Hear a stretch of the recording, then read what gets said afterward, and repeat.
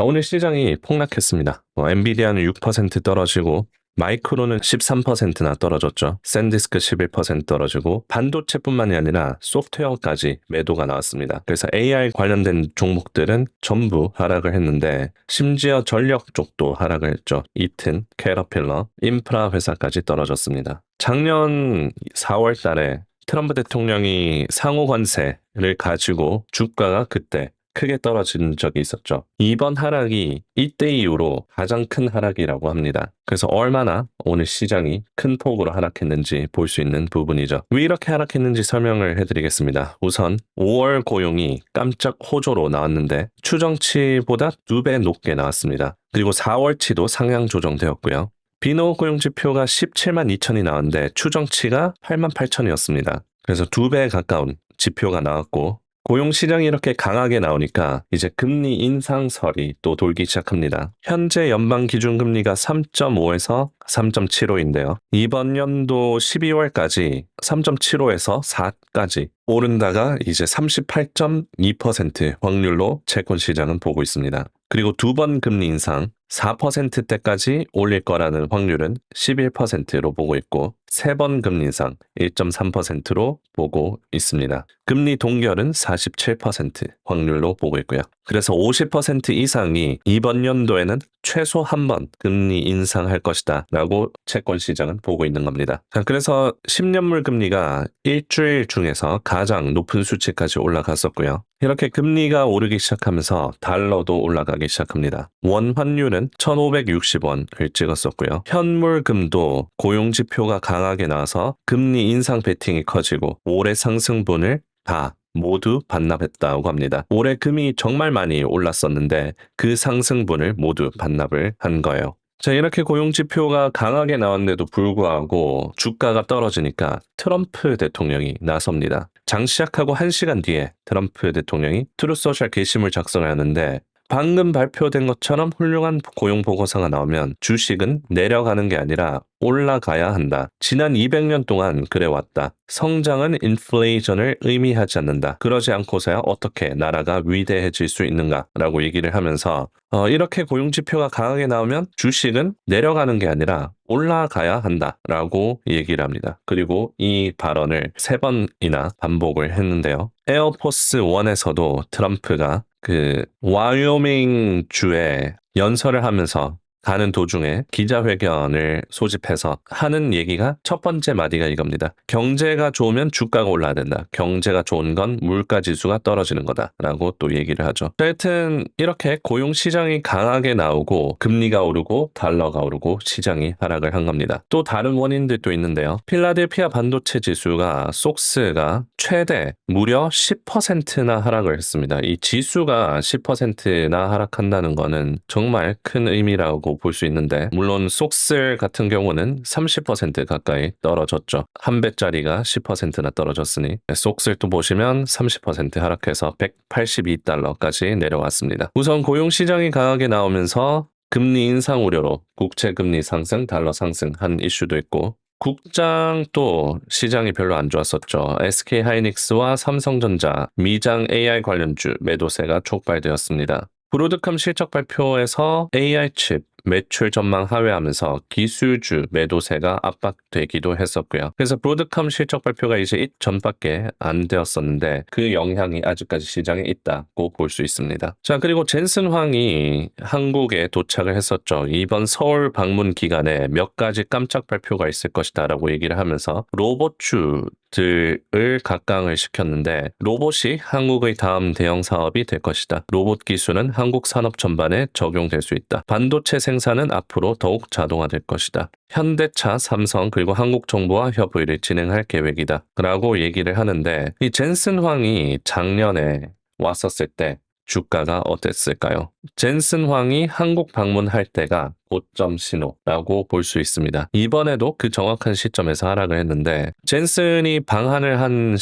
날짜는 10월 30일 2025년입니다. 그때 주가가 202.89 여기였었고요. 그 이후로부터 거의 3개월 가까이 하락하다가 4개월째부터 이제 슬슬 양전하기 시작했습니다. 그리고 이번에 젠슨 황이 방문한 것도 딱 여기죠. 이게 무슨 의미냐면 젠슨이 컴퓨텍스 대만에서 돌아다니면서 이 AI에 대한 기대감을 모으기도 했었고 이 한국 삼성전자랑 SK하이닉스로 코스피 지수가 50% 가까이 구성이 되어 있는데 기대감을 모았다가 SK하이닉스가 거의 300만 원 갈 뻔했었죠. 200만 원 돌파니까 바로 236만 원까지 올라갔었는데 그 기대감, 젠슨 황이 나와서 이제 얼마나 많은 기회가 생길까라는 그런 기대감으로 2주 만에 35%나 올렸습니다. 그래서 그거를 좀 내리는 중이다고 볼 수 있고 그냥 셀더 뉴스와 비슷한 상황이죠. 작년 젠슨 황이 10월 30일에 방문했었고 이재용 삼성전자 회장, 정의선 현대차 그룹 회장 비공개 회동을 가지며 큰 화제를 모았었죠. 특히 뭐 깐부치킨으로 유명했었는데 이번에는 삼겹살을 먹었다라고 하더라고요. 참고로 구광모 회장이 삼겹살 회동에서 삼겹살 비계를 가차없이 이렇게 자르는 모습이 또 신스틸러가 되었다고 볼 수 있는데요. 가차없이 정말 정확하게 자릅니다. 여튼 이번에도 젠슨 황이 방한을 하면서 이 AI에 대한 기대감을 모았었는데요. 지난번에 한국에 왔었을 때의 징크스가 반복되는지 마치 젠슨 황이 악어 자켓을 입고 연설할 때마다 주가가 떨어졌던 그 징크스처럼 그 상황이 반복되는지 지켜보는 것도 깨알 포인트일 것 같습니다. 앞으로 이틀 동안 방한을 하면서 유퀴즈에도 나가고 또 시구도 한다는 얘기가 있는데 또 어떤 서프라이즈, 서울에 있을 때 동안 몇 가지 깜짝 발표가 있을 거라고 했는데 어떤 깜짝 발표가 있는지 지켜보는 것도 좋을 것 같습니다. 자, 그래서 이렇게 반도체 섹터가 크게 하락을 하면서 또 시장 전체를 내렸었죠. 그리고 이란 최고 지도자 측근이 CNN 인터뷰에서 굉장히 레어하죠. 잘 있지 않는 인터뷰인데 CNN 인터뷰에서 미국과 협상이 교착되었다라고 얘기하면서 240억 달러가 분수령이라고 합니다. 이런 최고 지도자 고문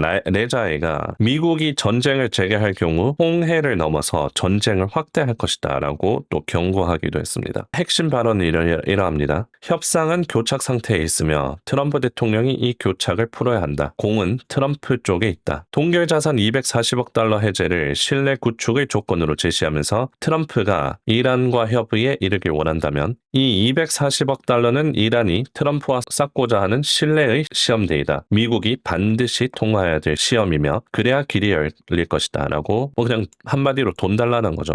그리고 미국이 전쟁을 재개하면 어두운 통로로 들어서게 될 것이다 라고 얘기하면서 전쟁을 페르시아만을 넘어서 끌고 가겠다고 경고했습니다. 호르무즈 해협에서 인도양, 홍해, 지중해까지 작전을 확대할 수 있다라고 위협을 했고요. 자, 그래서 이렇게 시장이 안 좋은데 호르무즈 해협뿐만이 아니라 이게 더 확장될 수 있다라는 그 시나리오에 시장이 또 추가적으로 하락하기도 했습니다. 그래서 현재 미국과 이란 협상이 교착되어 있는 상태다라고 얘기하면서 240억 달러 금액을 동결된 자금을 풀어주는지가 관건이라고 하네요. 자, 이렇게 악재가 많은데 계속해서 또 악재가 장중에 나왔습니다. 메타가 수백억 달러 규모를 신주 발행 검토를 하고 있다라는 보도를 파이낸셜 타임스에서 냈습니다. 이번에 구글이 850억 달러짜리, 원래 기존에는 800억이었는데 이게 늘어서 850억 가까이 자금을 구글이 확보하게 되었습니다. 그래서 이거를 따라서 메타도 수백억 달러 규모의 신주 발행 검토를 하고 있다라는 소식에 메타가 급하게 하락하기 시작했습니다. 여기 보시면 급락이 나왔었죠. 그래서 AI에 투자를 과잉 투자하는 것에 대한 시장이 기본적으로 우려를 갖고 있는데 이 소식이 나오면서 메타 주가가 떨어지고 시장 전체적으로 특히 나스닥 쪽으로 매도가 촉발되었습니다. 자, 그리고 악재가 마지막으로 또 하나 더 있었는데 트럼프가 에어포스원에서 기자회견을 아까 전에 소집했다고 말씀드렸죠. 나오자마자 경제가 좋으면 주가가 올라야 된다. 경제가 좋은 거는 물가지수가 떨어진다는 거다라고 첫마디가 그였다라고 말씀드렸는데 기자가 이렇게 질문합니다. 10월 달에 지금 연준이 금리 인상을 할 거라고 시장이 보고 있습니다. 어떻게 생각하시나요? 라고 질문하니까 10월에 금리 인상 여부는 케빈 워시에게 맡길 것이다 라고 얘기하면서 시장에 긴장감을 좀 더 주었습니다. 원래 트럼프 자신은 금리 인하를 원한다. 인상한다라고 얘기를 하지만 10월 달에 금리 인상을 할지 여부는 케빈 워시에게 맡기겠다. 뭐 그렇게 금리 인상에도 상관없다라는 식으로 얘기를 하니까 시장이 더 긴장이 되었습니다. 자, 이렇게 종합을 해보면 오늘 악재들이 굉장히 많이 있었죠. 핵심 악재들 말씀드리자면 국장에서 상승 동력이 좀 부진했습니다. SK하이닉스랑 삼성전자 매도세로 미장 AI 관련주 매도세 촉발되었고 브로드컴 최근에 실적 발표가 실망스러웠고 기술주 상승세가 과도했다라는 의구심이 커지면서 주가가 하락. 소프트웨어 섹터 관련 사모펀드 불안감이 다시 불거졌습니다. 파트너스 그룹, 블랙로크 등 환매 환도를 5%로 제한을 하면서 그러니까 돈을 사모펀드에 넣었는데 그 돈을 빼려고 하니까 못 뺀다라고 얘기를 하는 거예요. 제한된 금액으로 뺄 수 있다라고 얘기를 하는 겁니다. 그래서 그 소프트웨어 섹터 관련해서 이 불안감이 더 생겼었고 보통 AI가 떨어지면 소프트웨어가 올라가면서 받쳐주는데 이번엔 같이 떨어진 이슈입니다. 그리고 오늘 고용시장이 깜짝 호조가 나오면서 국채금리 상승하고 고용시장 강하게 나온 것 때문에 시장이 하락했습니다. 그리고 트럼프가 10월 금리 인상 여부 케빈 워시에게 맡길 것이다. 그리고 이란 관련해서도 아직까지 교착 상태를 유지하면서 시장이 이 많은 악재들로 주가가 하락을 했습니다. 자, 그리고 흥미로운 지표가 있는데요. 9주 연속으로 시장이 올라간 적은 별로 없습니다. 1936년, 1945년 등 1936년 이후로부터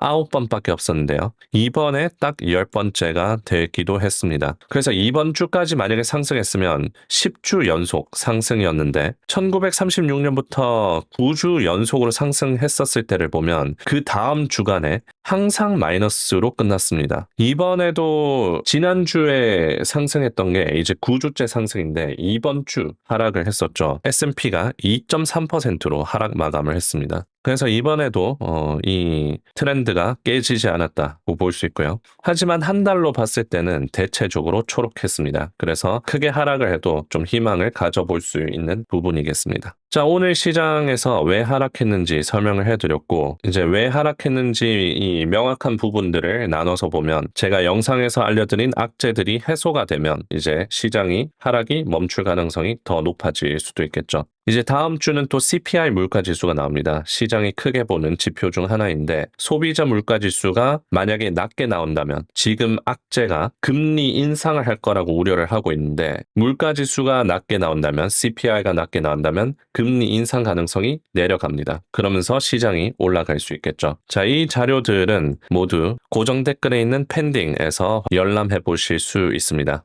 비정기적인 보고서와 정기적인 보고서 그리고 속보들 올려드리면서 시장 흐름을 계속 따라갈 수 있도록 도움을 드리고 있습니다. 일주일간 재정비를 하면서 멤버십이 막혀 있었는데 다시 열었고요. 멤버십에 이제 들어오실 수 있습니다. 자, 그럼 오늘 영상은 여기까지 하고 마치겠습니다. 도움이 되셨으면 좋아요, 구독 눌러주시고 다음 영상에서 뵙겠습니다.